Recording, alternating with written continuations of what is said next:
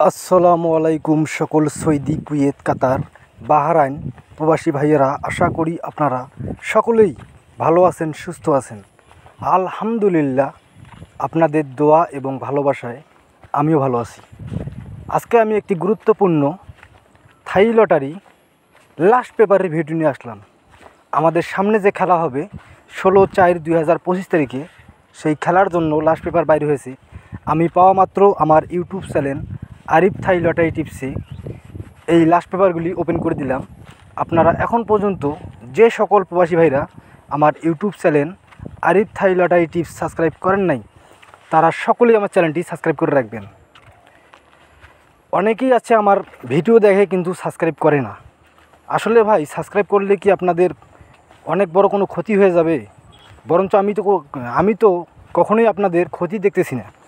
কারণ সাবস্ক্রাইব করলে তো আপনাদেরই উপকার। কারণ আমি যখন গুরুত্বপূর্ণ কোনো পেপারের ভিডিও ছাড়বো আমার ইউটিউব চ্যানেলে, তখন খুব সহজেই আপনাদের ফোনে নোটিফিকেশন যাবে এবং আপনারা চাপ দিলেই কিন্তু দেখতে পারবেন গুরুত্বপূর্ণ ভিডিওগুলি।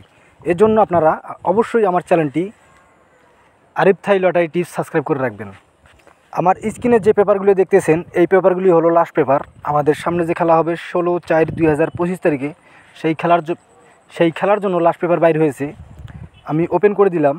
আপনারা অবশ্যই নিজ দায়িত্বে এই লাস্ট পেপারগুলি সংগ্রহ করবেন।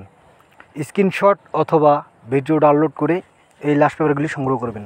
কারণ যে সকল প্রবাসী ভাইরা আপনারা দীর্ঘদিন ধরে থাই লটারি গেম খেলেন, তারা কিন্তু ভালোভাবেই জানেন যে থাই লটারি গেম ধরার জন্য লাস্ট পেপার কিন্তু অনেক গুরুত্বপূর্ণ।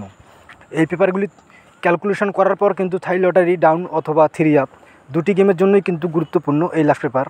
আপনারা ক্যালকুলেশন করে, হিসাব করে তারপর থাই লটারি গেম খেলবেন ইনশাআল্লাহ।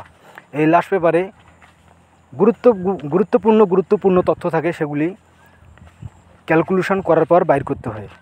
আপনারা যারা ক্যালকুলেশন করতে পারেন তারা অবশ্যই এই লাস্ট পেপার ক্যালকুলেশন ভালোভাবে করবেন ইনশাআল্লাহ।